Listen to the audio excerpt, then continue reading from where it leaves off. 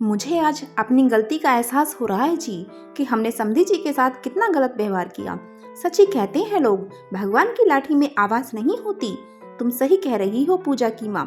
आज हमारे कर्मों की सजा हमारी बेटी को मिल रही है। यह सविता जी और राकेश जी हैं।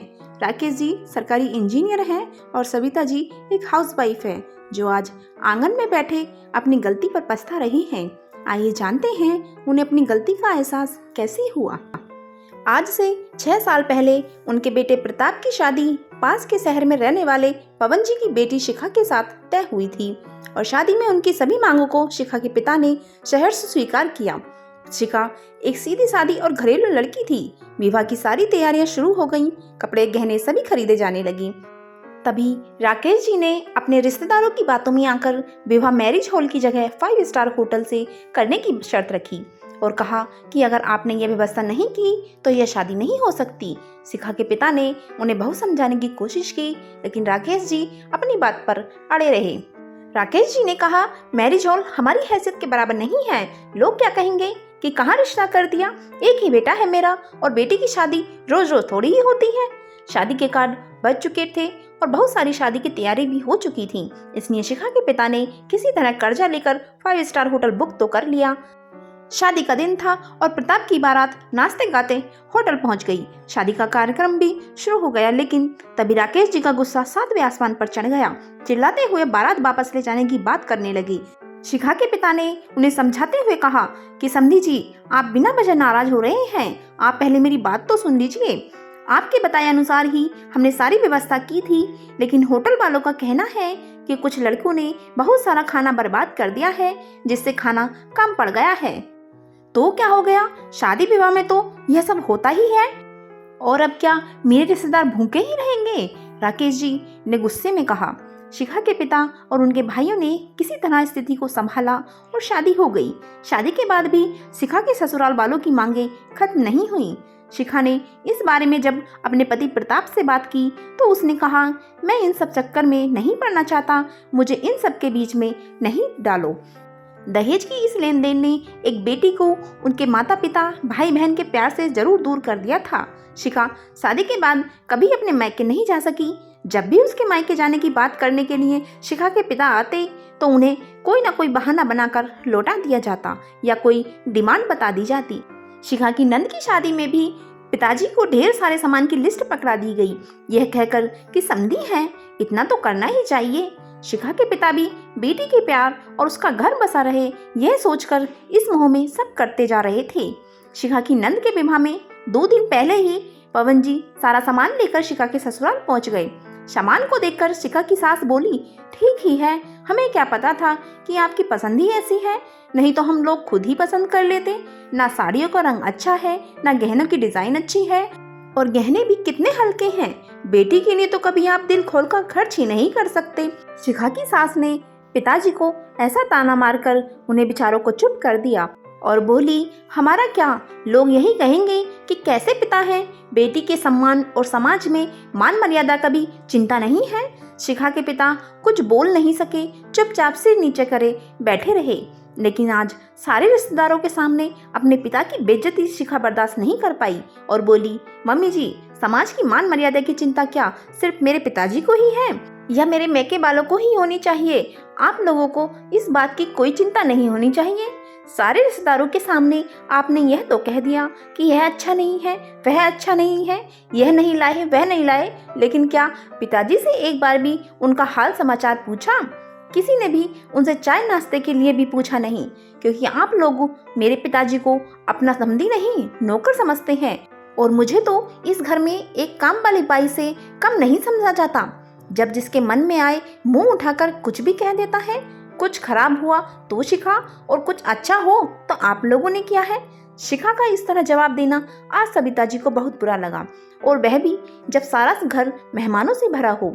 सविता जी ने गुस्से में चिल्लाते हुए कहा कि देखा समधी जी, ऐसे तेवर हैं आपकी लाडली के, वह तो हम जैसे लोग हैं जो इसका गुजारा हो रहा है, नहीं तो किसी और घर में होती तो कब का घर से बाहर निकाल देती।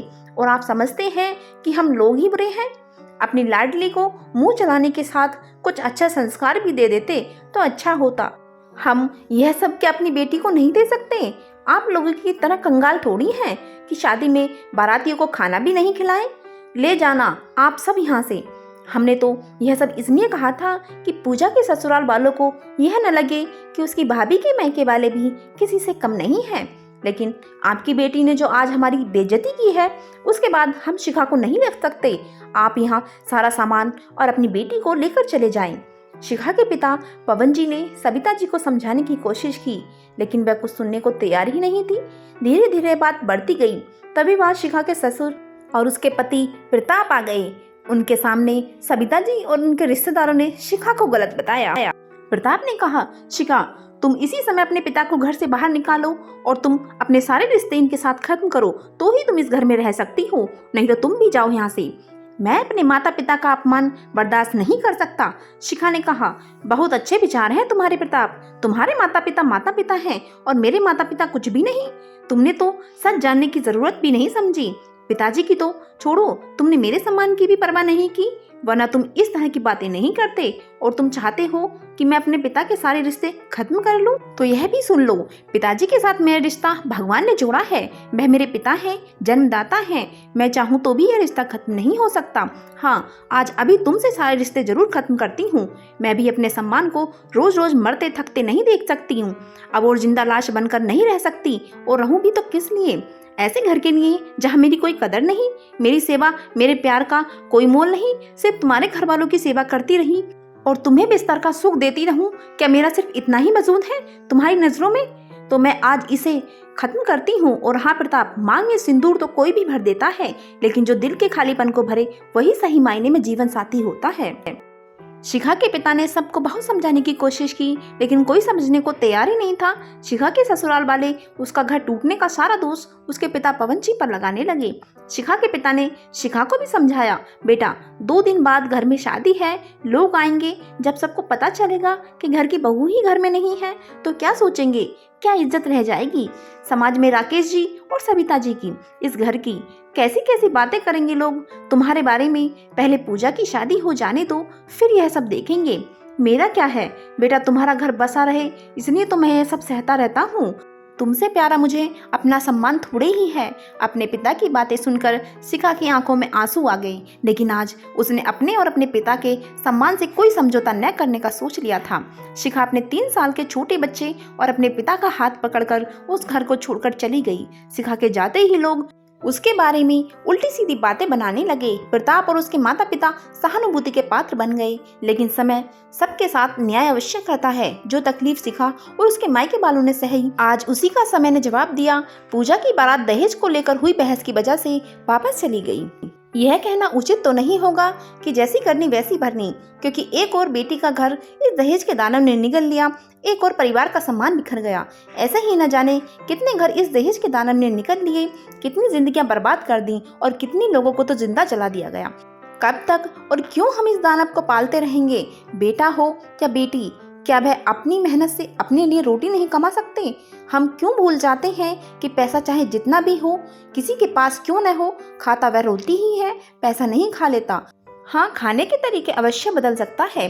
अब तो बस यही इच्छा है कि दहेज के दानव को पालना बंद करें और अपने बच्चों को अच्छी शिक्षा दें, ताकि वह खुद अपना भार स्वयं उठा सकें और हमें उसके लिए दहेज प्रथा जैसी कुरीतियों को पालना न पड़े। दोस्तों, अगर आपको हमारी ये कहानी पसंद आई है तो प्लीज़ वीडियो को लाइक करें, चैनल को सब्सक्राइब करें और ज़्यादा से ज़्यादा इसे शेयर करें। धन्यवाद।